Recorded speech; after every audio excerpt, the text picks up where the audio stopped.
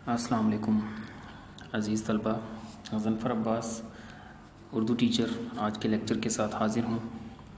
عزیز طلبہ، پچھلے لیکچر میں ہم نے اپنے سبق مرزا محمد سعید کی پڑھائی مکمل کر لی تھی اور آج کے لیکچر میں ہم اس کی مشق مکمل کریں گے۔ پہلا سوال ہے، مرزا محمد سعید کس لیے لکھتے تھے؟ اس کا جواب میں آپ کو بتا رہا ہوں اور پھر آخر میں آپ کو تصویری شکل میں اس کے جوابات بھی بھیج دوں گا۔ تو پہلے سوال کا جواب ہے، مرزا محمد سعید کسی کو خوش کرنے کے لیے نہیں لکھتے تھے، نہ ہی کسی کی فرمائش پر لکھتے تھے، بلکہ اس وقت لکھتے تھے جب ان کا خود لکھنے کو جی چاہتا تھا۔ وہ روپے پیسے کے لیے بھی نہیں لکھتے تھے۔ دوسرا سوال ہے، لاہور کے پبلشروں کے ساتھ مرزا صاحب کا رویہ کیسا تھا؟ اس کا جواب ہے کہ لاہور کے اکثر پبلشروں نے مرزا صاحب سے کتابیں لکھوانی چاہیں اور بڑی بڑی رقمیں بھی پیش کیں، مگر مرزا صاحب نے انہیں ایک لفظ بھی نہ لکھ کر دیا۔ بیٹا تیسرا سوال ہے کہ مرزا صاحب کی مارکۃ الآراء کتاب کا نام اور مرتبہ بیان کیجیے۔ تو اس کا جواب ہے کہ مرزا صاحب کی مارکۃ الآراء کتاب کا نام مذہب اور باطنیت ہے، اور اس کا مرتبہ یہ ہے کہ اگر اردو کی 100 عمدہ کتابیں چھانٹی جائیں تو ان میں مذہب اور باطنیت کو ضرور شامل کرنا پڑے گا۔ اس کے بعد اگلا سوال ہے کہ مرزا صاحب کی کن دو قومی شخصیات سے عزیز داری تھی؟ تو مرزا صاحب کی سر سید احمد خان اور منشی ذکاء اللہ سے عزیز داری تھی۔ پھر سوال ہے کہ مرزا صاحب نے کس کالج میں تدریس کے فرائض انجام دیے؟ اس کا جواب ہے کہ مرزا صاحب نے سن 1906 اور 7 میں علی گڑھ کالج میں پڑھایا اور اس کے بعد گورنمنٹ کالج لاہور میں انگریزی کے پروفیسر ہو گئے۔ پھر اس کے بعد اگلا سوال ہے کہ مرزا صاحب کا سب سے بڑا مشغلہ کیا تھا؟ بیٹا اس کا جواب ہے کہ مرزا صاحب کا سب سے بڑا مشغلہ مطالعہ کتب تھا۔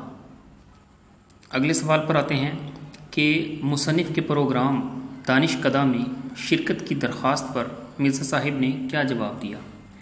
تو اس کا جواب کچھ یوں ہے کہ مرزا صاحب نے فرمایا، آدمی شہرت کے لیے کام کرتا ہے یا دولت کے لیے، مجھے نہ اس کی ضرورت نہ اس کی۔ پھر سوال ہے کہ مرزا محمد سعید کا حلیہ بیان کیجیے۔ تو اس کا جواب آپ نے یہ لکھنا ہے کہ مرزا صاحب کا حلیہ کچھ یوں تھا کہ اکہرا ڈیل، اجلا رنگ، کشادہ پیشانی، گھنی بھووں کے سائے میں بڑی بڑی روشن آنکھیں، رخساروں کی ہڈیاں ابھری ہوئی، کترواں مونچھیں، ہنستے تو سامنے کے 2-4 دانت ٹوٹے ہوئے نظر آتے مگر برے نہ لگتے، داڑھی منڈی ہوئی، دھان پان سے آدمی تھے۔ پھر ہے مرزا صاحب کے 2 ناولوں کے نام تحریر کریں۔ تو مرزا صاحب کے 2 ناولوں کے نام یاسمین اور خواب ہستی ہیں۔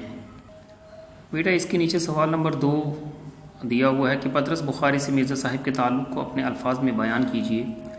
تو بتاتا چلوں کہ پطرس بخاری نے مرزا صاحب سے اکتساب علم کیا تھا اور بعد میں پطرس خود انگریزی کے پروفیسر ہو گئے تھے، مگر اپنی غیر معمولی قابلیت اور ذہانت کے باوجود مرزا صاحب کی علمیت کے آگے اپنے آپ کو ادنا سمجھتے تھے۔ اس سے اگلا سوال ہے کہ عالم کی موت عالم کی موت ہوتی ہے، اس جملے کا مفہوم وضاحت کے ساتھ بیان کیجیے۔ تو اس جملے کا مفہوم یہ ہے کہ عالم کی موت ایک طرح سے اس عہد کی موت ہوتی ہے، کیونکہ اس کی موت سے ایک نا پر ہونے والا خلا پیدا ہو جاتا ہے۔ تو یہ میرا سوالات کے جوابات تھے۔ اس کے علاوہ 2 سوالات اور ہیں اس مشق میں جو ہم نے پڑھنے ہیں، جو ہم نے حل کرنے ہیں، لکھنے ہیں، جن کے جوابات ایک تو ہے کہ درست جواب کا انتخاب کیجیے متن کی روشنی میں۔ تو میں سوالات پڑھ کر ان کے جوابات بھی آپ کو بتاتا چلوں کہ سبق مرزا محمد سعید کس ادیب کی تحریر ہے؟ تو اس کا جواب ہے شاہد احمد دہلوی۔ پھر ہے مرزا محمد سعید کی عزیز داری کس شخصیت سے تھی؟ تو جو آپشن دیے گئے ہیں اس کے حساب سے سر سید احمد خان جواب ہے درست۔ پھر ہے مرزا محمد سعید کے بقول انسان کس کے لیے کام کرتا ہے؟ اس کا جواب ہوگا آپشن نمبر 4 شہرت اور دولت۔ پھر ہے مرزا محمد سعید نے گورنمنٹ کالج لاہور سے کون سی سند لی؟ اس کا جواب ہے ایم اے انگریزی ادب۔ پھر ہے محمود نظامی کے مقالے کے بعد مرزا محمد سعید پر کس نے تنقید کی؟ اس کا جواب ہے فیض احمد فیض نے۔ پھر ہے پروگرام دانش کدہ میں کتنے دانشور بلائے جاتے تھے؟ اس کا جواب ہے بیٹا 4۔ پھر ہے کہ مرزا صاحب پینشن کا بڑا حصہ صرف کر دیتے تھے۔ اس کا جواب ہوگا کتابوں پر۔ اس کے بعد بیٹا ایک سوال اور جو اس میں ہم نے دیکھنا ہے، اس مشق میں حل کرنا ہے، وہ ہے درج ذیل الفاظ پر اعراب لگا کر ان کا تلفظ واضح کیجیے۔ تو میں الفاظ پڑھ دوں ایک بار درست تلفظ کے ساتھ، پھر میں آپ کو لکھی ہوئی حالت میں بھی یہ اسی ویڈیو میں دکھا دوں گا۔ پہلا ہے ارتحال، پھر ہے شعار، پھر ہے متمول، پھر ہے ساکت، پھر مباحثے، متبسم، قدری، راشا۔ تو یہ بیٹا ہمارا آج کا لیکچر تھا، یہ سبق ہمارا مکمل ہو گیا۔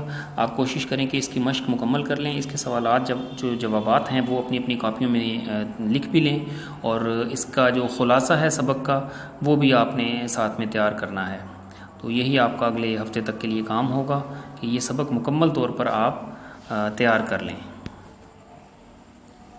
ٹھیک ہے بیٹا، اگلے ہفتے انشاءاللہ اگلی ویڈیو کے ساتھ، اگلے لیکچر کے ساتھ آپ سے پھر ملاقات ہوگی۔ تو اجازت دیجیے، اللہ حافظ۔